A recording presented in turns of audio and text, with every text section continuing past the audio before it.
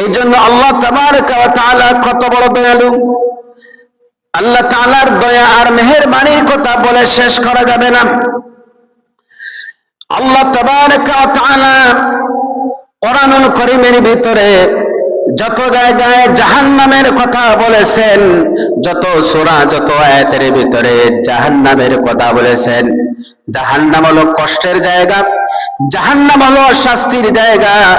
যত জায়গায় জাহান্নামের কথা বলেছেন, জাহান্নামের আলোচনা কথাগুলা শুনে আল্লাহর বান্দারা যাতে নিরাশা না হয়ে যায়, তার মনের ভিতরে নিরাশা না আসে, এই জন্য আল্লাহ পাক জাহান্নামের আলোচনার পাশাপাশি আল্লাহ তাআলা জান্নাতের আলোচনা করে বান্দার ভিতরে মনের আশা সঞ্চার করেছে।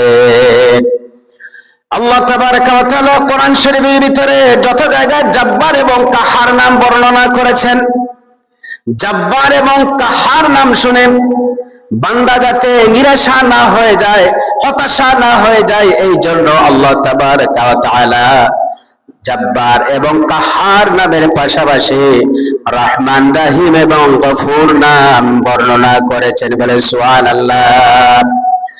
যত জায়গায় আল্লাহ তাবারক ওয়া তাআলা শাস্তির কথা বর্ণনা করেছেন, শাস্তির কথা শুনে বান্দা যাতে নিরাশা না হয়ে যায়, হতাশা না হয়ে যায়, এই জন্য আল্লাহ তাবারক ওয়া তাআলা শাস্তির পাশাপাশি সঙ্গে সঙ্গে বান্দার আমলের পুরস্কারের কথা বলেছেন। বলে সুবহানাল্লাহ।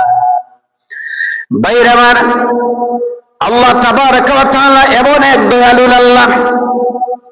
এই জন্য কোন মানুষ যদি গুনাহ করে, গুনাহ করার পরে যদি তওবা করে, আবার যদি গুনাহ করে, আবার যদি তওবা করে, বান্দা বারবার গুনাহ করে, গুনাহ করার পরেও যদি তওবা করে, তওবা করতে করতে যদি বান্দা ক্লান্ত হয়ে যায়, তাহলে আল্লাহ তাবারক ওয়া তাআলা বান্দার গুনাহ মাফ করতে করতে আল্লাহর ক্ষমা কোনো সময় ক্লান্ত হয় না। বলে সুবহানাল্লাহ।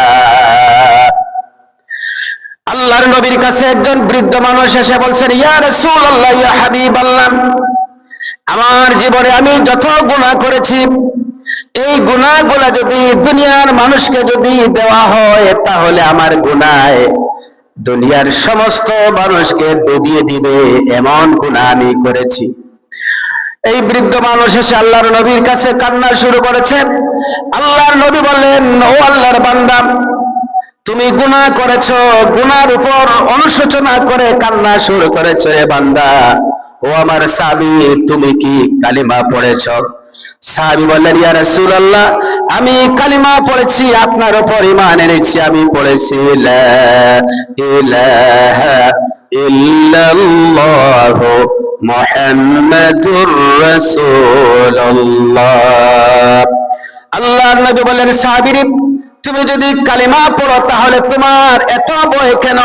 তুমি যখন কালিমা পড়েছো, আল্লাহ তাবারক ওয়া তাআলা তখন তোমার পিছনের যত গুনাহ ছিল সমস্ত গুনাহ খাতা আল্লাহ পাক রব্বুল আলামিন মাফ করে দিয়েছে।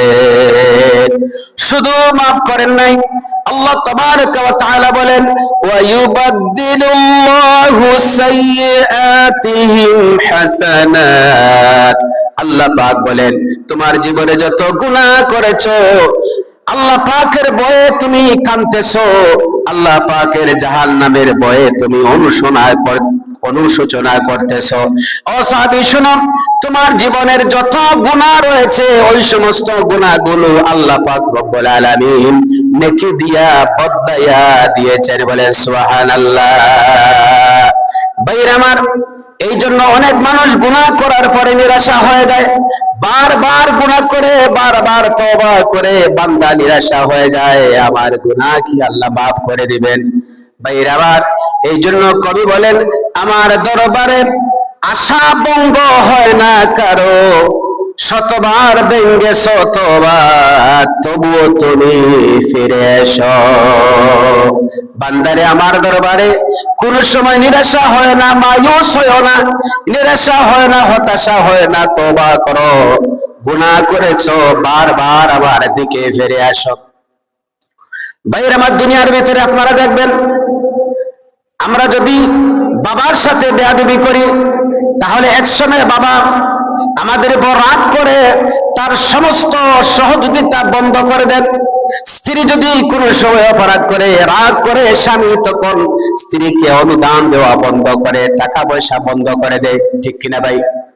আপনি যদি কারো কারো অবদান যদি অস্বীকার করেন, কাউকে যদি আপনি অস্বীকার করেন, আর ওই ব্যক্তি যদি আপনাকে সব সময় সাহায্য করে, ওই ব্যক্তিকে অস্বীকার করার কারণে ওই ব্যক্তির সাহায্য সহযোগিতার হাতকে আপনার জন্য বন্ধ করে দিবে। কথা ঠিক কিনা?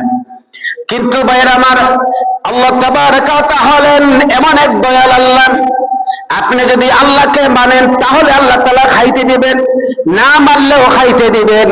সব সময় আল্লাহ পাক রব্বুল আলামিনের দরবার, আল্লাহ পাক রব্বুল আলামিনের সাহায্য সব সময় বান্দার জন্য আল্লাহ তাআলা খুলে রাখেন। বলেন সুবহানাল্লাহ।